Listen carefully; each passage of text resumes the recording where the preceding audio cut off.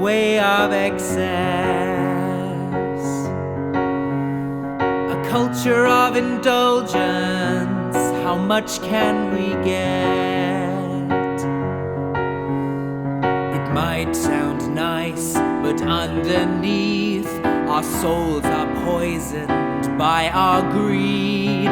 Babylon business, it's all about me. Beyond Babylon Business, Episode 11, entitled Saving for the Future. Theo runs his fingers over the surface of a gold sculpture of an indistinct object at the side of his office. Come look at this gold sculpture. What do you think it is? I'm not quite sure. Looks like a mixture between a splash of water and a rose flower in full bloom. What is it actually? It is entitled Correct Coveting. Well, the sculpture looks lovely, but isn't coveting a bad thing? You'd be right in saying that uneducated people in history used to consider coveting to be less than desirable. But many ancient words have been evolving down through the generations, so that their present-day meanings are the opposite of what they once were.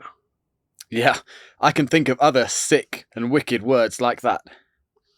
Coveting nowadays is to legitimately appreciate something beautiful and to aspire to own one for yourself, so that you can appreciate its beauty more often. Nothing bad in that. It's all about the appreciation of beauty. Sounds fine to me. Let me tell you, Dave, we now benefit from many great and powerful marketing industries dedicated, I say dedicated, to helping people to covet correctly. Done properly, it's an art. Imagine a person who has never learnt to correctly covet. They'll be so out of date, so unfashionable, living such fuddy-duddy lives. Yeah, some people are so yesterday. Look at this sculpture. It is made of pure gold. Is it really? The best way to experience it is to actually touch it. Go ahead, put your fingers on it and gaze at it from every angle. Go on, reach out and touch it. Well, sounds a bit odd, but okay. Oh, it's cold to the touch, and silky smooth, undulating. It's a bit sensual. Oh, it would be nice to own one of these myself. Now, let me tell you some extra knowledge about this sculpture. Does it get even better? This sculpture is worth more than most people's pensions, which they long to put their trust in nowadays. Imagine yourself owning a sculpture like this, and never needing to work again.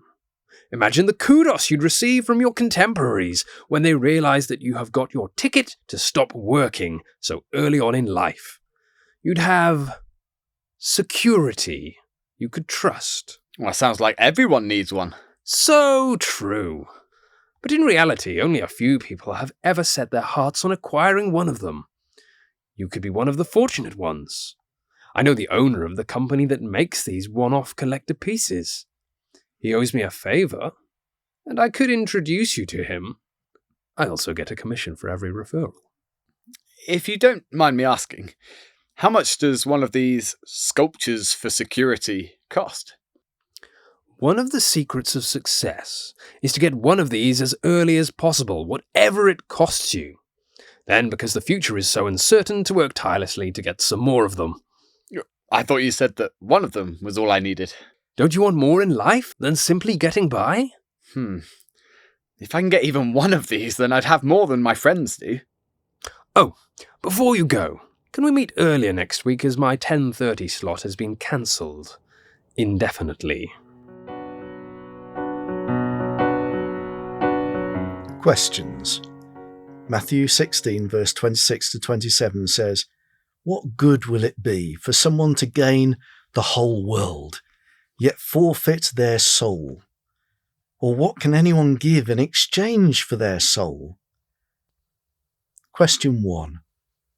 How could a person prepare well for later life whilst missing out on the best that God has for them for all of eternity?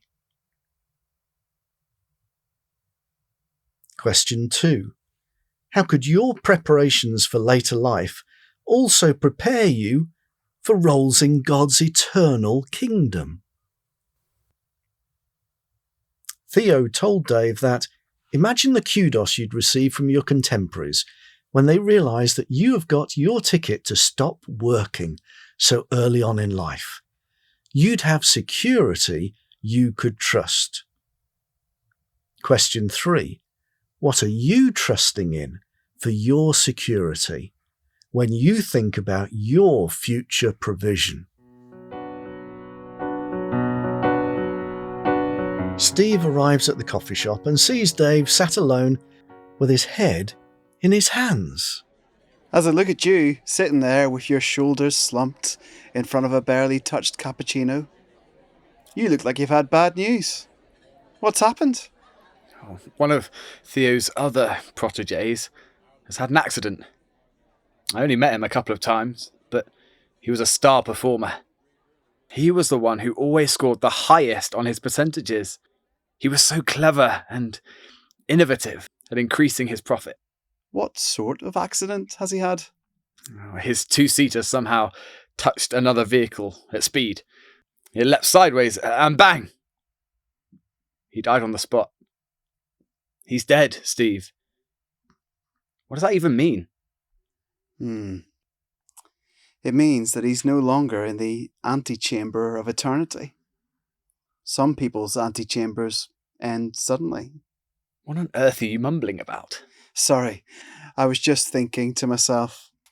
Well, go on, spill it.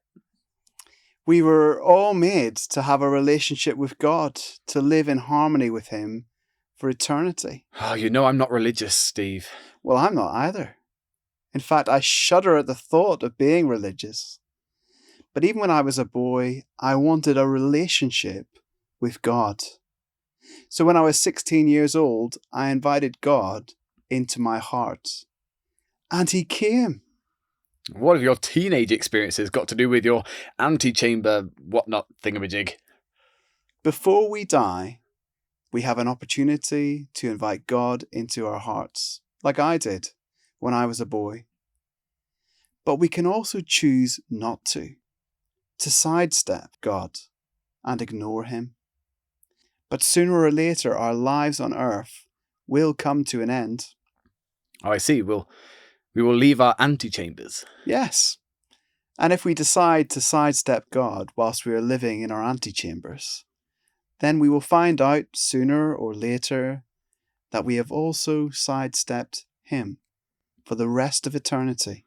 What if we want to sidestep God? I don't believe in Him anyway. God made a way through Jesus for people like you and I to have a relationship with God right now, during our antechamber lives. Your friend has just moved from his antechamber into the far more permanent, larger chamber of eternity. Are you saying my friend is in hell? No idea whatsoever. Only God knows that. But your friend's fast car and all his percentage points are irrelevant to his sense of wealth at this time. Well, at least he lived his life to the full. He was a huge success. Success in the antechamber is not worth a lot if we leave it all behind us. When we contemplate wealth, we must include what comes after death. Well, I don't believe in afterlife. It's just a primitive notion invented by religious bigots in order to scare people. What does death mean to you then, Dave? You will, of course, go through it one day. Nope, I won't go through it. I will just stop breathing one day and cease to exist. The end. So I don't need to think about what comes after. Live for today, that's what I say. Perhaps you never think about death, because deep down, you believe that people are supposed to live forever. God has opened a door from your antechamber into His eternal realm. But you can sidestep Him, Dave, if you want to. I'm not scared of death, you know. I will live on in the memory of my friends. Like my fellow protégé who is living in my memory right now.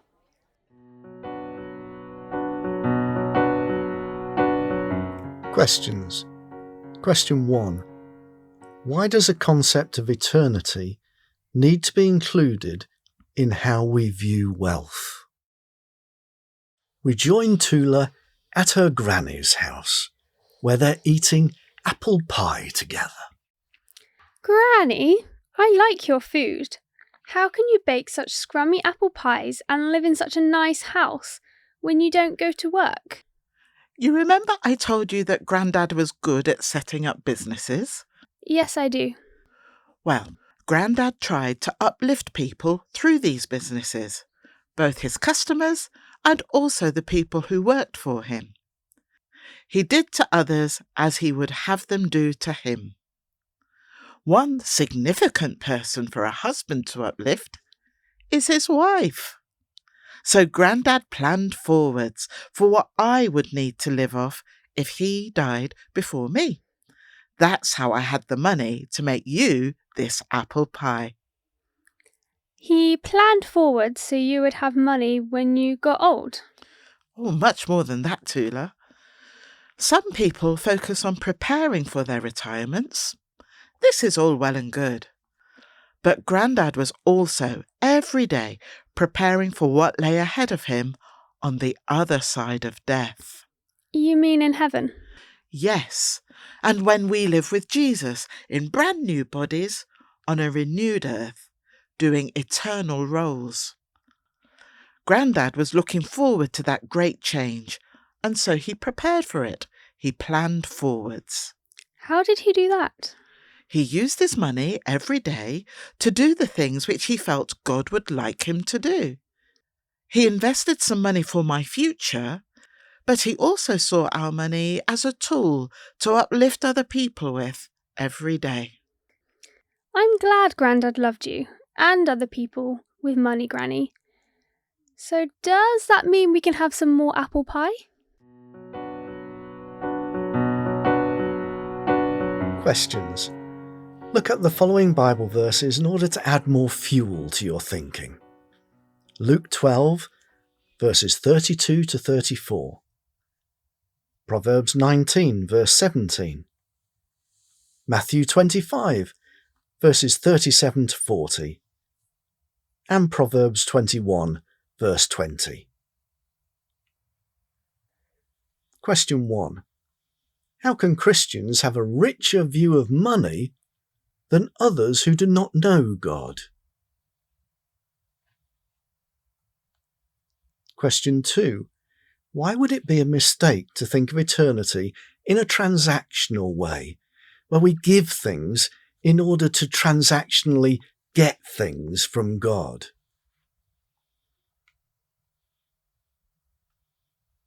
Question 3. How can we weave together into our daily lives both a preparation for later life as well as a preparation for eternity? The Beyond Babylon business course will show you where Babylon thinking has infiltrated our world. We may not have even realised it, because it's become so normal to us. The Beyond Babylon business workbooks will bring you back to God's perspectives through a mixture of Bible study, videos, animations, songs and discussions, so that you and your teams can go beyond Babylon business. Babylon business will soon be no more. Banished forever, completely destroyed.